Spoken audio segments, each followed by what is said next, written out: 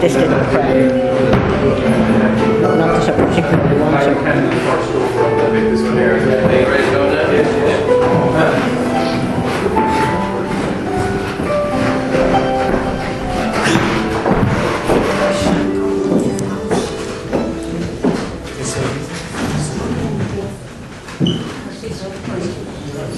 The Lord Mayor has very kindly offered to read the 1916 proclamation.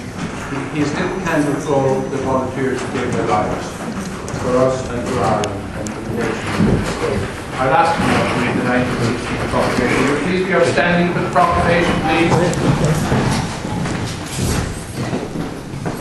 Proclamation of Public Naharan, Provisional Government of the Irish Republic to the people of Ireland.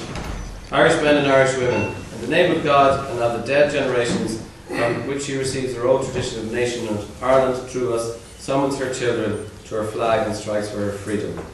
Having organised and trained her manhood through her secret revolutionary organisation, the Irish Republican Brotherhood, through her open military organisations, the Irish Volunteers and the Irish Citizen Army, having patiently perfected disciplines, having resolutely waited for the right moment to reveal herself, she now seizes that moment and, supported by her exiled children in America and by gallant allies in Europe, relying in the first on her own strength, she strikes in full confidence of victory. We declare the right of the people of Ireland to the ownership of Ireland and to the unfettered control of Irish destinies to be sovereign and indefeasible. This long usurpation of that right by a foreign people and government has not extinguished the right, nor can it ever be extinguished except by the destruction of the Irish people. In every generation, the Irish people have asserted their right to national freedom and sovereignty. 6 times during the past 300 years, they have asserted it in arms. Standing on that fundamental right, and again asserting it in arms in the face of the world, we hereby proclaim the Irish Republic as a sovereign independent state, and we pledge our lives and the lives of our comrades in arms in the cause of its freedom, of its welfare, and of its exaltation among the nations. The Irish Republic is entitled to, and hereby claims, the allegiances of every Irish man and Irish woman. The Republic guarantees religious and civil liberty, equal rights and equal opportunities to all its citizens, and declares its resolve to pursue the happiness and prosperity of the whole nation and of all its parts, cherishing all the children of the nation equally, and oblivious of the differences carefully fostered by an alien government which have divided a minority from the majority in the past. Until our arms have brought the opportune moment for the establishment of a permanent national government, representative of the whole people of Ireland and elected by the suffrages of all her men and women, the provisional government hereby constituted will administer the civil and military affairs of the Republic in trust for the people. We place the cause of the Irish Republic under the protection of the Most High God, where blessing we invoke upon our arms, and we pray that no one who serves that cause will dishonour it by cowardice, inhumanity or rapine. In this supreme hour, the Irish nation must, by its valour and discipline and by the readiness of its children to sacrifice themselves for the common good, prove itself worthy of the august destiny to which it is called. Signed on behalf of the Provisional Government, Thomas J. Clark, Sean McDermott, Thomas McDonough, P.H. Pearce, Eamon Cant, James Connolly, Joseph Podge.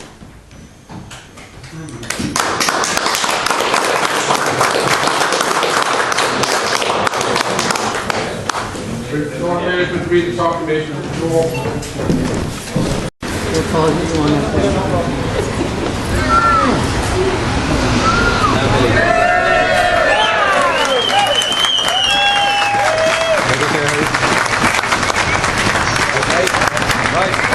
Lord Mayor will read the 1916 proclamation, the foundation document, together with the Constitution, which was ratified here on the 21st of the 1st, 1919, under the 32 county election of 1918 from Vaughan's Hotel, which is up in Parnell Square. So that's how we became sovereign. You became sovereign citizens here today on the 21st of January, 1919. Now, the proclamation of Public Naharan, the Provisional Government of the Irish Republic to the people of Ireland.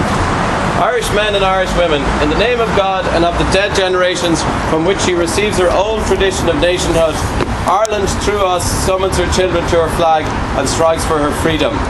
Having organised and trained her manhood through her secret revolutionary organisation, the Irish Republic Brotherhood, and through her open military organisations, the Irish Volunteers and the Irish Citizen Army, having patiently perfected her discipline, having resolutely waited for the right moment to reveal itself, she now seizes that moment, and supported by her exiled children in America and by gallant allies in Europe, but relying in the first on her own strength, she strikes in full confidence of victory. We declare the right of the people of Ireland to the ownership of Ireland and to the unfettered control of Irish destinies to be sovereign and indefeasible. The long usurpation of that right by a foreign people and government has not extinguished the right, nor can it ever be extinguished except by the destruction of the Irish people. In every generation, the Irish people have asserted their right to national freedom and sovereignty. 6 times during the past 300 years they have asserted it in arms. Standing on that fundamental right and again asserting it in arms in the face of the world, we hereby proclaim the Irish Republic as a sovereign, independent state. And we pledge our lives and the lives of our comrades in arms to the cause of its freedom, of its welfare and of its exaltation amongst the nations. The Irish Republic is entitled to and hereby claims the allegiance of every Irish man and Irish woman. The Republic guarantees religious and civil liberty, equal rights and equal opportunities to all its citizens, and declares its resolve to pursue the happiness and prosperity of the whole nation and of all its parts, cherishing all the children of the nation equally and oblivious of the differences carefully fostered by an alien government which have divided a minority from the majority in the past. Until our arms have brought the opportune moment for the establishment of permanent national government, representatives of the whole people of Ireland and elected by the suffrages of all our men and women, the provisional government hereby constituted will administer the civil and military affairs of the Republic in trust for the people. We place the cause of the Irish Republic under the protection of the Most High God, whose blessing we invoke upon our arms, and we pray that no one who serves that cause will dishonour it by cowardice, inhumanity or rapine. In this supreme hour, the Irish nation must, by its valour and discipline, and by the readiness of its children to sacrifice themselves for the common good, prove itself worthy of the august destination to which it is called.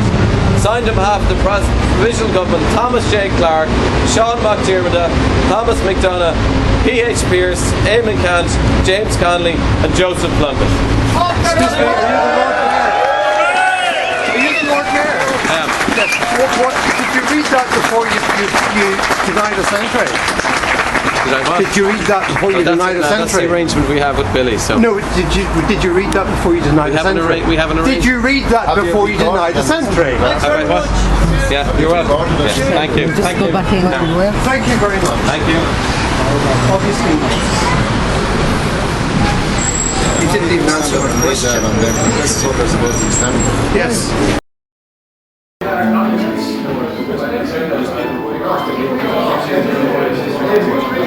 We have to finish now this.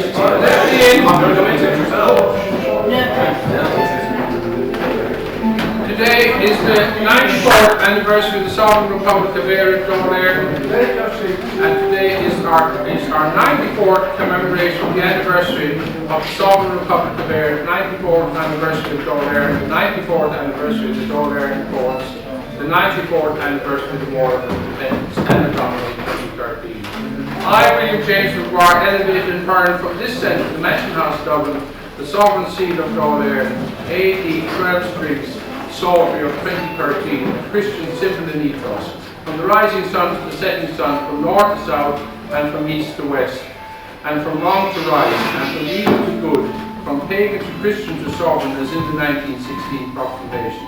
And I claim sovereignty over all the elements, earth, air, fire, and water, and all therein and thereof, on behalf of the sovereign citizens and the Sovereign Republic of Ireland, maintained state of Union, signed and sealed on this day, the 21st of January, and Dominic 2013, under the sovereignty of the Sovereign Republic of Ireland, William James McGuire, President of the Irish Republic of Ireland, President of the Sovereign Republic of Ireland, Head of State and Head of the Sovereign Ireland Government.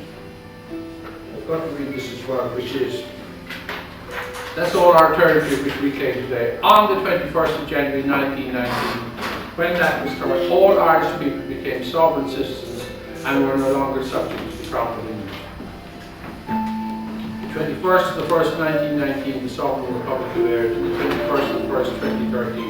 I, William James McGuire, claim sovereignty over all our territories, rivers, lakes, seas, fishing rights, mineral rights, licenses, and all the assets of the state on behalf of the sovereign citizens and the Sovereign Republic of Ireland and the Irish Republic and Brotherhood, signed and sealed at this date, the 21st of January 2013, under the sovereign seal of the Sovereign Republic of Ireland, William James McGuire, President of the Irish Republic and Brotherhood.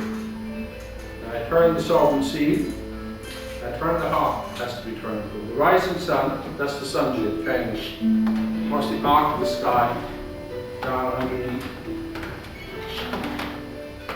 to the setting sun, from north to south, and from east to west, from right to wrong, and from evil to good. Man's intellect and reason.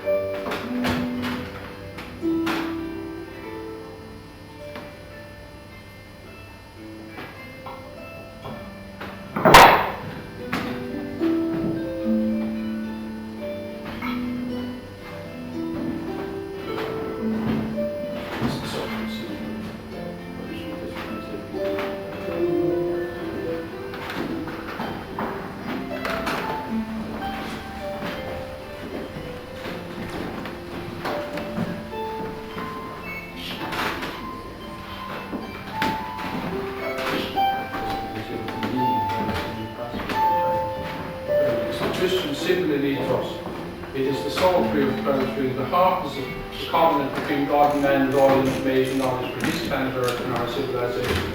That has the two, that's your intellect from wrong to right, from evil to good. All mathematics, all science, all explosion.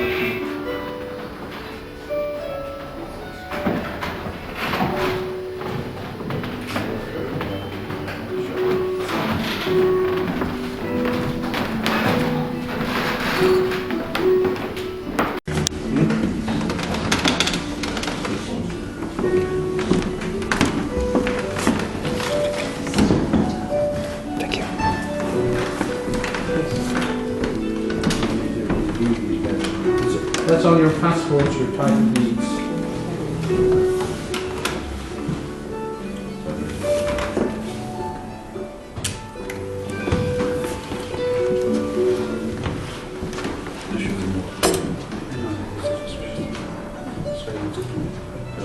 That's what's over the courts, 13 streets.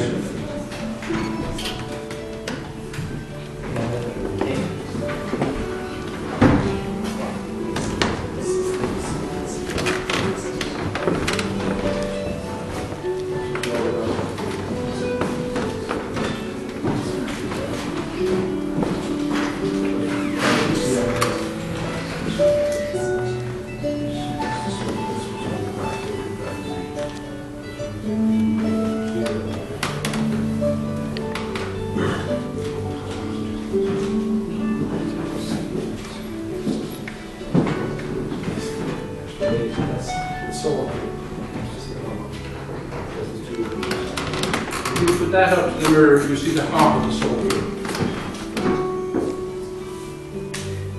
So that's I'll just show you as we are here. And I have asked many times that the soul tree to be put up over the fireplace. That's the soul tree. And the soul tree. That's the sovereign seed. And that's the heart of the soul tree. The other way around. Can you put that up to the mirror, which I should show you now, or put a coin up to the mirror and see. You see the heart? See the heart?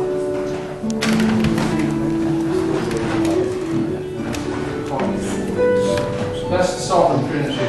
And I've asked, I'm doing it 49 times this year, my family 94. And you know, so that would be over the fireplace. Because when you read the proclamation, the first thing you read in the proclamation, Charlie O'Reilly will be reading now in a second, you see the Sovereign Trinity. And that's what he's referring to as the Sovereign Trinity.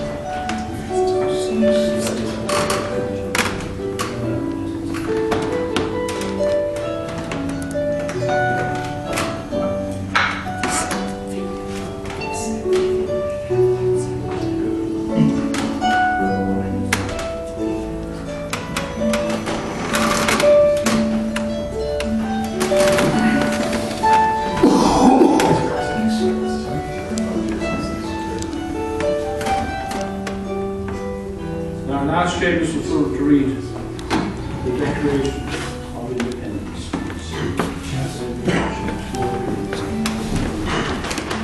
Independence, first All-Ireland, January 21st, 1919. Whereas the Irish people is by right a free people, and whereas for 700 years the Irish people has never ceased to repudiate and has repeatedly protested in arms against foreign usurpation. And whereas English rule in this country is, and always has been, based upon force and fraud and maintained by military occupation against the declared will of the people. And whereas the Irish Republic was proclaimed in Dublin on Easter Monday 1916 by the Irish Republican Army, acting on behalf of the Irish people. And whereas the Irish people is resolved to secure and maintain its complete independence, in order to promote the common weal, to re-establish justice, to provide for future defence, to ensure peace at home and goodwill with all nations, and to constitute a national polity based upon the people's will with equal right and equal opportunity for every citizen. And whereas at the threshold of a new era in history, the Irish electorate has, in the general election of December 1918, seized the first occasion to declare by an overwhelming majority its firm allegiance to the Irish Republic. Now therefore we, the elected representatives of the ancient Irish people in National Parliament assembled, do in the name of the Irish nation ratify the establishment of the Irish Republic and pledge ourselves and our people to make this declaration effective by every means at our command. We ordain that the elected representatives of the Irish people alone have power to make laws binding on the people of Ireland, and the Irish Parliament is the only Parliament to which the people will give its allegiance. We solemnly declare foreign government in Ireland to be an invasion of our national rights, which we will never tolerate, and we demand the evacuation of our country by the English garrison. We claim for our national independence the recognition and support of every free nation in the world, and we proclaim that independence to be a condition precedent to international peace hereafter. In the name of the Irish people, we humbly commit our destiny to Almighty God, who gave our fathers the courage and determination to persevere through long centuries of a ruthless tyranny, and strong in the justice of the cause which they have handed down to us. We ask His divine blessing on this, the last stage of the struggle we have pledged ourselves to carry through to freedom. Thank you, Seamus.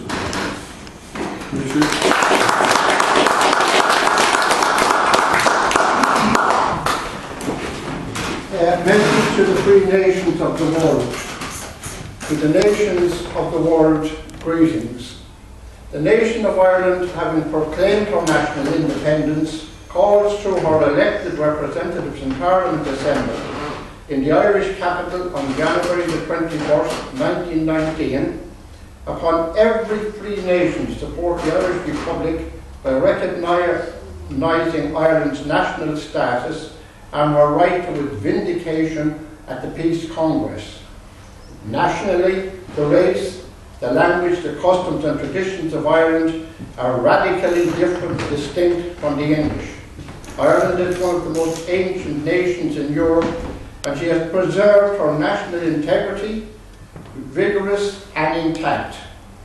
Through 7 centuries of foreign occupation, she has never relinquished her national rights, and throughout the long era of English usurpation, she has in every generation defiantly proclaimed her inalienable rights of nationhood, down to her last glorious resort to arms in 1916. Internationally, Ireland is the gateway of the Atlantic. Ireland is the last outpost of Europe towards the west. Ireland is the point upon which great trade routes between the east and west converge. Our independence is demanded by the freedom of the seas. Our great harbours must be open to all nations, instead of being the monopoly of England. Today these harbours are empty and idle, solely because English policy is determined to retain Ireland as a barren bulwark for English aggrandisement. And the unique geographical position of this Ireland, far from being a benefit and a safeguard to Europe and America, is subject to the purposes of England's policy of world domination. Ireland today reasserts her historic nationhood the more confidently because the new world emerging from the war, because she believes in freedom and justice as the fundamental principles of international law, because she believes in a frank cooperation between the peoples for equal rights against the vested privileges of ancient tyrannies, because the permanent peace of Europe can never be secured by perpetuating military domination for the profits of empire, but only by establishing the control of government in every land upon the basis of the free will of our free people. And the existing state of war between Ireland and England can never be ended until Ireland is definitively evacuated by the armed forces of England. For those amongst other reasons, Ireland, resolutely and irrevocably determined at the dawn of the promised era of self-determination and liberty, that she will suffer foreign domination no longer, and calls upon every free nation to uphold her national claim to complete independence as an Irish republic against the arrogant pretensions of England, founded in fraud and sustained only by an overwhelming military occupation, and demands to be confronted publicly with England at the Congress of the Nations, in order that the civilized world, having judged between English wrong and Irish right, may guarantee to Ireland in permanent support for and maintenance of her national independence.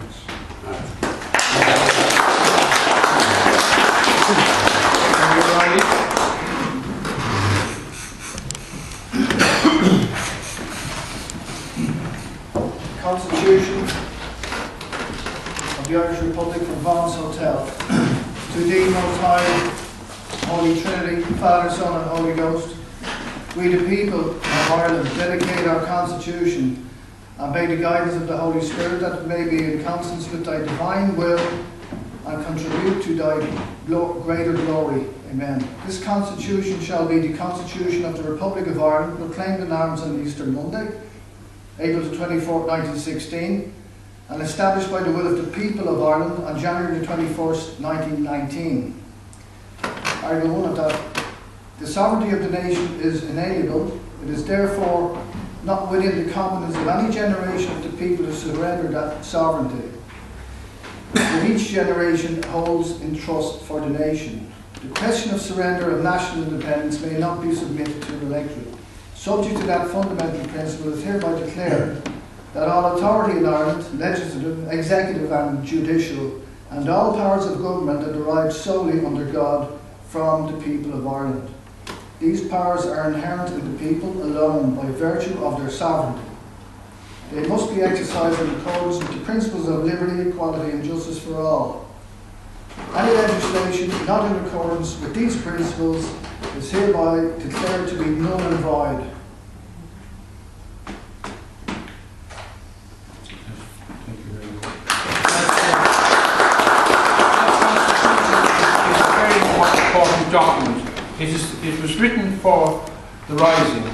The Rising actually wasn't supposed to happen on Easter Monday or Easter Sunday. They were waiting for the 32 Convocation of 1918 to have the will of the people, which it says here, and the will of the people is the 32 Convocation of 1918 from Vaughan's Hotel. And if you read that, there's 34 articles in it. And just one thing there, land, just land. The land of Ireland belongs to all the citizens of Ireland, and to them alone. On the 21st of January 1919, here in Cabinet Room, all Irish people became sovereign citizens and were no longer subject to the Crown of England. And the Dáil Éireann sat, as you know here. It has never sat in Leinster House. It is the Oireachtas that sits in Leinster House, imposed by King George V.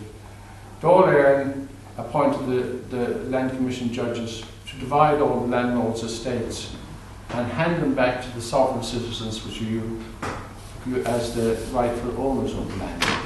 And when King George V in 1922, round the corner here in the Shelburne Hotel, he imposed changes on that constitution which were not legally valid or bona fides. And what he did was he gave himself a constitutional claim in Northern Ireland, 6 counties, and to make Ireland remunerative for King George V and all people subservient to him. That's why he was subjects to the Crown. But that wasn't legally valid or bona fides. And in 1937, with Avalera, he didn't get permission from the Crown of England to have a 32 county election. The constitution can only be changed under a 32 county election. And he went back to that sovereign constitution that was ratified under the 32 county election of 1918 and ratified here in this room. And that's why that and that are very important documents. Those two foundation documents of the State Sovereign Republic of Ireland. And the Dáil Éireann courts, they were all established here today. And the old Éireann courts, which hear sovereignty matters only, it's in McKee Barracks at the moment, but they don't seem to do much. And they're held under the 1916 proclamation for anybody who's. But one thing that has upset me really greatly is that Michael D. Higgins in his Norwell speech said that Bunrock na HÉireann is 75 years old last year. Bunrock na HÉireann is 94 years old today, so I don't know how he can justify that. I've written to him many times to correct it, and he's refused to do it. Oh, and you'll see on that document how the people only, or Dáil Éireann, one or the other, can have a referendum. And if you have so many signatures, what you do is you send them into your politician, or into the Count Caller or the Coherer of the Senate, and you say, I have so many signatures, we have to have a referendum on this issue or that issue. The Sovereign Republic of Ireland has to be run for the people, who are sovereign of the Sovereign Republic of Ireland. And it has to be taught. I mean, if you put that up to the mirror, you see the heart of the soldier. And that's De Valera's constitution. But I mean, hasn't been that needs to be, the constitution needs to be up in Dublin Castle at the moment. And every citizen in the country contribute to how you want this state run. All 32 countries. And that's what it is. And when Articles 2 and 3 were removed in the Good Friday in Belfast, everybody said, oh, there's no Articles 2 and 3 in that constitution. And they were imposed by King George V. They've been removed now, so you're back to that sovereign constitution again, and all 32 counties. And you name the 6 counties, is what you do. You name, they say that Northern Ireland is part of the United Kingdom over the Good Friday and Belfast Agreement. And what we say is that counties Armagh, Antrim, Down, Tyrone, Fermanagh and Derry are all part of United Ireland. And that's what that means, to remove Articles 2 and 3. Dáil Éireann never voted for the Anglo-Irish Treaty. It was the Oireachtas that voted for for the treaty, 64 votes to 57. Dáil Éireann unanimously voted. De Valera stepped down from Dáil Éireann. Michael Collins stepped down he resigned from the Irish Republican Brotherhood. And Griffith was elected unanimously on the same vote as we're here today, the 32 county election of 1918. Dáil Éireann still today sits here. That's Dáil Éireann, and that's the 32 county election of 1918. It is the sovereign Dáil Éireann who is what you're representing here today. The Oireachtas is under King George V, and the Oireachtas they don't have the right to call a referendum. They don't have the right to collect any money. If you see Articles 21, you'll see Articles 21.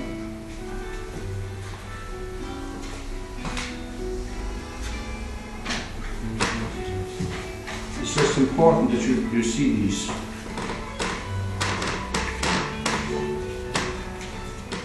Article 21, money bills, and it says, money bills shall be initiated only in Dáil Éireann. I don't know how often that can be, because Dáil Éireann hasn't sat since 1922. It was made in the Legal Assembly in 1923 by King George V and the Oireachtas. It's the Oireachtas under King George V that's borrowing all the money here, giving themselves enormous salaries, pensions, and other great expenses. And that's not legal valid of home figures. So we didn't borrow any money, nor have we borrowed it, and it's there quite clearly if you read it. I just want to show you before we finish. I would like to thank everybody for coming here. You know, the first item always on the agenda is the right and welfare of the sovereign citizens. That is always the first item we start on. We didn't start on it today because we were under a little bit of pressure about people coming in and trying to come in.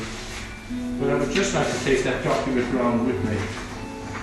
I really report the absorption of all the territories, river, lakes, seas, fishing rights, mineral rights, licenses, all the assets of the state on behalf of the sovereign citizens of the Sovereign Republic of Ireland and the Irish Republican Brotherhood. And that's all we return to. You own all that.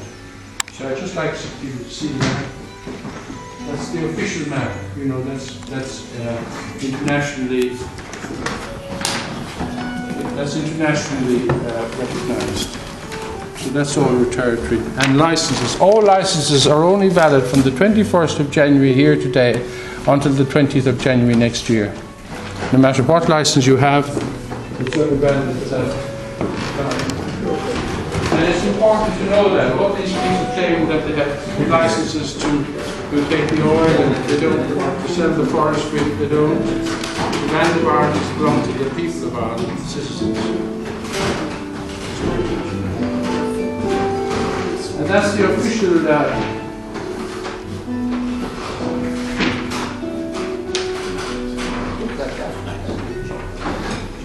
Now, does anybody else want to say anything here today?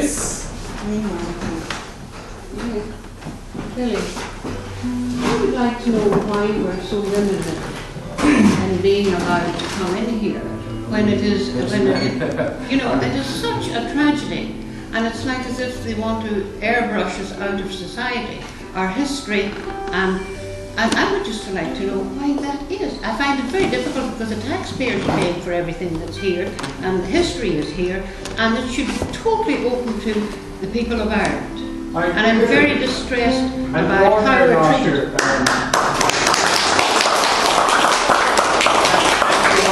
He tried to do something about it because it's become an embarrassment here to the Lord. It's extremely embarrassing. And he went to Jimmy Deanhan's office because Jimmy Deanhan apparently is under this Department of Art Heritage in the day. And he tried to sort it out and he brought it over to Andy Kenny's office. Yeah. And I'm afraid it stayed there all summer long until Barroso and Van Rompuy asked could they attend the ceremony today. And I was contacted last, I think it was about November, and I said they would be very welcome here, the Irish Republican Brotherhood would be very welcome. Also the Indian ambassador, you know, President Keary, the fourth President of India, he was a member of the Irish Republican Brotherhood, he was a member of Sinn Féin and over in there. He studied here in 1912. And India's independence is actually that sovereign constitution that Harry read. That's actually India's constitution. And he was here for the writing of that in Vaughan's Hotel. It was written in Vaughan's Hotel before ever we bought Vaughan's Hotel. We only bought it in 1917 of what happened over 1916.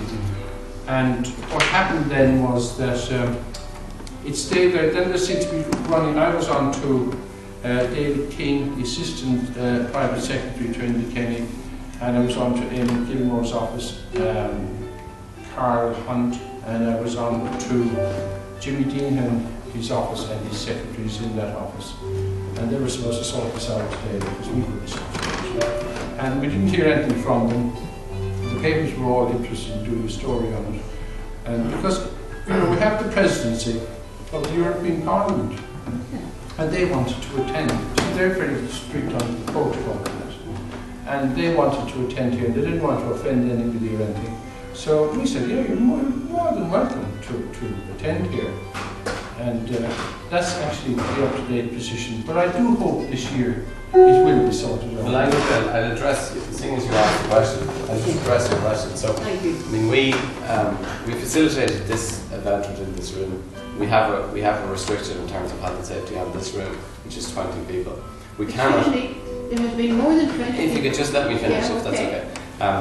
We couldn't handle that crowd that's outside. It's just the numbers are too large, and we have a lot of other things going on all day in the Mansion House. So that's the reality of it from our perspective. No, but this is a yearly thing, and it's being requested very early in the year, and it's every year. And I feel like almost I'm imposing. Well, perhaps. And let me finish now. I feel very sad that I can't bring my daughter here to this room with me on the 21st of January, because you decide how many people are coming in here, and yet next week or the week after there's 150 coming, and this room is bigger, foot-wise, per foot, and for health and safety, for more than 20 people, and I think you're totally aware of that. And so are the officers. We have a health and safety restriction on this room. Pardon? We have a health and safety restriction on the room and on the building. Okay? There are many other events happening here. Every day there are events happening. As I said, we've facilitated this event, and we've done it, and we're happy to do that. I'd like to see a document. Yeah. No, excuse me before we finish. I would like to see a document that states that we are not entitled to have any more than 20 people in this room on the 21st of January. Well, perhaps when Billy is suggesting that perhaps, you know, I'm not being offensive. I'm just like information. I understand you're not being offensive. No. offense taken. Perhaps it's time to work something out. I think department it is. and move it elsewhere, because this place isn't big enough, really. Well, it's not big enough for the numbers that you're talking that about. we see the Holocaust will be here in this room apparently the week after next. No. Has it been here before? It's in the round room, which is a 500. That's where it's all there and sat Yeah, in the right. day. Right. That's where the Holocaust is. And you see, and Gareth Fitzgerald's funeral, there was a lot of people here for the funeral. So people say, well, for the sovereignty in that, they feel that they should be. Billy, you know we have to work within health and safety regs. That's a reality. We have a lot of events happening here the whole time. If you're not happy with doing it here in this sort of setting, we can talk to the department and see if we want to move it. Well, one thing I would like to say, this is my 49th time doing it, and it's my family 94. And the problem every year is there's a new Lord Mayor, right? And he comes in here, and to me, he doesn't understand the historical and the significance of the Mansion House that it comes to all Ireland today, and this room becomes the carriage room. And I think that is not, when the Lord Mayor, he's not briefed properly on the historical events. And you have to start with something. This is where the stage was founded. You know, it was founded in Vaughan's Hotel, which was ratified here under the 32 County Commission. And I think even in, people want to know that, and they like to know where they came. They like to know what's on their passports and their title deeds and everything else. May I ask a question, please? I had a friend call for me, all the way from Limerick. He has never been here before, to Kildare, where I live. And we had to travel up in the snow, park our car at the red car, and then take the Lewis in. Now that man has had to go away, and he was hoping to get in. He has never seen this. He can't understand, as he is a sovereign, that he cannot see this. Now, as Billy said, this is our 94th ceremony. This is a private ceremony. It has nothing to do with the public. And it should be open to the people who want to come. Now last year... So who's outside? Can I just ask, are they all looking to come to the private ceremony, or are they all... They want to come as sovereignty. They want to see what takes place, because as Billy said, this was where the cabinet was, the first cabinet, because of the historic moment. Can I finish what I'm saying? Sure, yeah. And he went out of his way to pick me up, and the snow that was falling this morning was unbelievable. We had to park the car, pay for that, and travel in on the Lewis and take a taxi up here. Now this is not good enough. Last year we were allowed to file, people were allowed to file in and out. And I remember when I was going to school at my headmaster's door, outside his office, the proclamation was up there. And every Friday, we were all marched down to the woodroom room, and the national anthem was sang. Now, are you trying to deny me, or whoever is in power, my right to hear what comes down from 1916 to where the first dog sat? Because that's what it feels like to me. I would like to just, if I might follow on. Yeah, there's no denial of any rights to anybody. We have a restriction here of 20 people on the room. That's the reality. That's the health and safety restriction. Hold on a second. Just let me finish this. It's the same point. We have to work within the restriction. There are many other events happening here today, and we're happy to facilitate this event. We cannot handle a massive crowd like is outside. Yeah, but the building last is able to year take it it. did. The building isn't able to take it. No, last year they allowed Well, people to file in and out for a few minutes. People filed out again, and it was very dignified. I can't see why it can't happen I wasn't today. here last year, so I can't comment on that. 4 hours for the problem outside to find Yeah, they're that. not- I'm going to take one more. Yeah, okay. I've been here for a good 2 years now. Like this lady, I actually left Canary in the early hours of the morning after very bad snow and down here crash course to the station. And if I hadn't have known some of the people here on a personal basis and I was definitely out of the crowd, I would be outside, I'd be very angry. And I felt, someone said to me, oh, the privileged are going in. Well, I said, listen, I'm one of the people, you should all be here. I know there are restrictions on the sides of the room, but this room is so important to the Irish people because we are now up against the wall. Everything we were reading today is not only threatened, but not been trampled on. And the Irish people want to know what on earth they have and will try and reclaim it. Last year there was about 4 times that crowd outside. And what the mayor did at the time, they allowed it, I think Billy had to do 3 different sessions of it to the entire room filled. And I think saying that there's other things today at the time is tight. There's no day more important than the 21st of January. There's no room in Ireland more important than this. And I also believe that lessons should be learned from today. And I think that maybe the official ceremony could be done here. Leave the room open for people to circulate. Yes. And there should be a proper meeting in the round room, if the room will be saying it will be later. And I guarantee you'd have hundreds that will be packed. That's what we need, a bit of injection, a bit of spirit back in our soul, because Ireland is on the ground at the minute.